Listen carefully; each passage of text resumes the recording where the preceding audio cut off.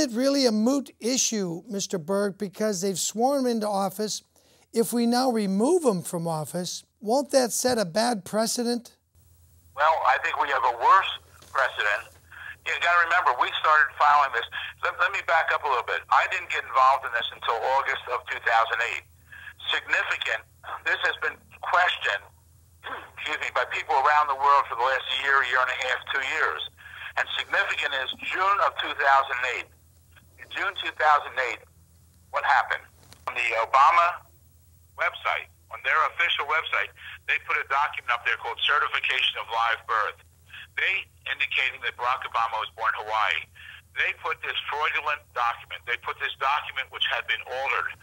If you go to obamacrimes.com, you can look it up. The document, we have experts who say that document has been altered. So actually, it goes back further. There's perjury. There's so many other laws. Think about it. Number one, if he didn't change his name when he came back from Indonesia, his name is still Barry Soetoro.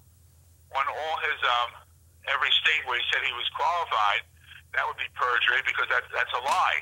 It's real. And also, if his name has not been legally changed, his real name is Barry Soetoro, not Barack Hussein Obama, the name he was born with. Is it too late? No, that's why you have things called quo warranto. Quo warranto means you can go after someone, and it can be either, if it can be a local councilman or a school board member or a supervisor or a state house member or a state senator, why can't it be against the president? Unfortunately, or fortunately, we've never had to deal with all these issues before the time because we've always had honest people running for office. Here we are, all this time spent on this, and has Barack Obama ever even produced his birth certificate? Not at all. Today I was with someone, and they were talking about the job they just had. And I said, oh, how'd you get this job? I said, oh, when you got the job, what'd you have to do? The person said, oh, I had to show my birth certificate. Your listeners out there must show their birth certificate 2, 3, 4, 5, 10 times in their lifetime. They have to show it for baptism, for registration to Little League, for passports, etc. A gentleman came to me and he said he'd been carrying his certification of live birth, his own, for a real one, around for 40 years, and he went to get a passport, and they said, no, it's no good, you need your birth certificate. Barack Obama has not divulged any records. We know nothing about him. He's like the Pied Piper that led people on, and I don't understand why everyone followed him. But think about it. His school records he won't release from Occidental in California, from Columbia University in New York, or Harvard Law School, where he was head of the Harvard Law Review. Why won't he release his school records? I believe, and we will get them. With our pending cases, we're going to subpoena, we're going to get these records. They've been hiding these records. I believe his school records will show one thing. It'll show that he's a citizen of Indonesia. He probably applied for and received foreign aid. I mean, why else wouldn't he show these records? John McCain, he released his records. It has nothing to do with grades because when John McCain released his records, it indicated that he was fifth from the bottom of his class at the Naval Academy. So I'm sure it has nothing to do with grades. We must continue our effort, like I say, because he's going to be blackmailed. What's it going to cost our country? Seriously, this is really a disgrace. I mean, look what just happened with the cabinet. The cabinet has to be confirmed by the U.S. Senate. They get grilled. The president can be in office without showing even a birth certificate. Remember, he said to us, I want to be your president for 4 years. And we're saying, show us you're qualified. We're not asking for his Social Security number. We're not asking for his bank account number. We're just asking, number one, his birth certificate to show he was born in Hawaii, which I'm sure he wasn't. But for your listeners, let me mention this. Even if he was born in Hawaii, he loses his citizenship when his parents divorce and his mother remarries and he gets adopted by his stepfather. And that's there. I'm sorry? Yeah, that's a different issue. That's right. She married someone from Indonesia.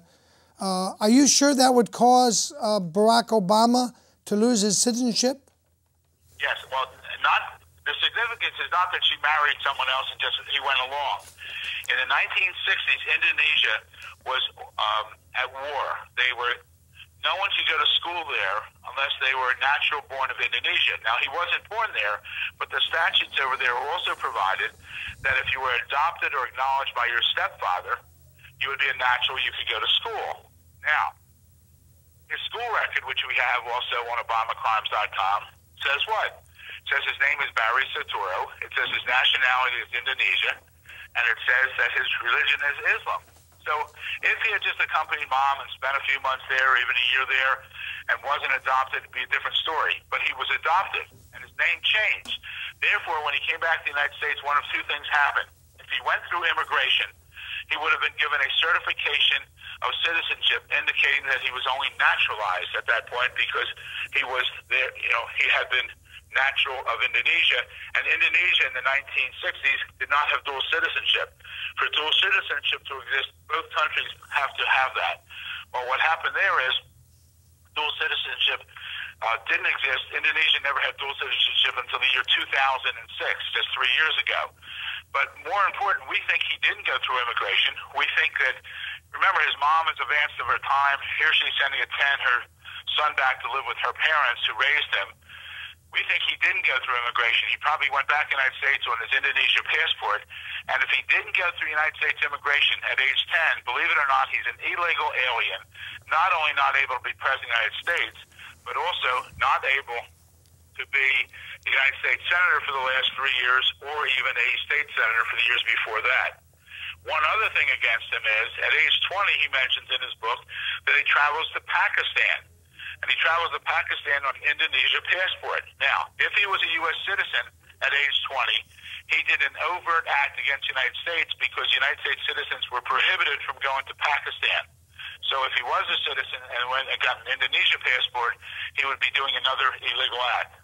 It's tremendous to be on your show, and if I could just mention, I don't like to give another, but in the February 2nd issue of Globe magazine, this is the, I think, 4th or 5th week story. This is front page story and the inside centerfold plus 2 other stories. They've devoted over 4.5 pages to Barack Obama listing 8 reasons why he shouldn't be president. And this is important. We have to spread the word, get the word out there, keep following our website, and we're gonna get this person legally out of office because he doesn't belong there. He's not legally in there. It's a disgrace what the courts have done up to now. It's a disgrace what the Democratic National Committee has done up to now. And I think when all things are said and done, Barack Obama, actually Barry Soetoro, his wife Michelle, Howard Dean, and other officials at the Democratic National Committee, and top campaign officials and now top administration officials, all of them should be indicted, they should be tried, and those that are convicted should go to jail, in my opinion. Wow. I personally do believe, from the information I've gotten, that he was born at the White Hospital that was known as the Provincial General Hospital in Mombasa, Kenya. There was actually 2 hospitals in Mombasa at the time he was born. Raises another issue. I think they were married because we have a copy of their divorce decree, so they wouldn't have gotten divorced if they didn't get married. But didn't his father already have several wives under Islamic law in Kenya? Maybe, but that's not the real issue right now. The significant issue is Barack Obama, his status. He is not legitimate. Okay, another thing I have on our website, I'm sorry, is his step-grandmother, Sarah Obama, who's now 85 years of age. We have a recording from her right after the last debate for president before the elections. And on there we have from 2 ministers, and we have the translation there, and we have her words in Swahili, where she states that she was in the hospital in Mombasa when Barack Obama was born. In Mombasa when Barack Obama was born. In Mombasa when Barack Obama was born.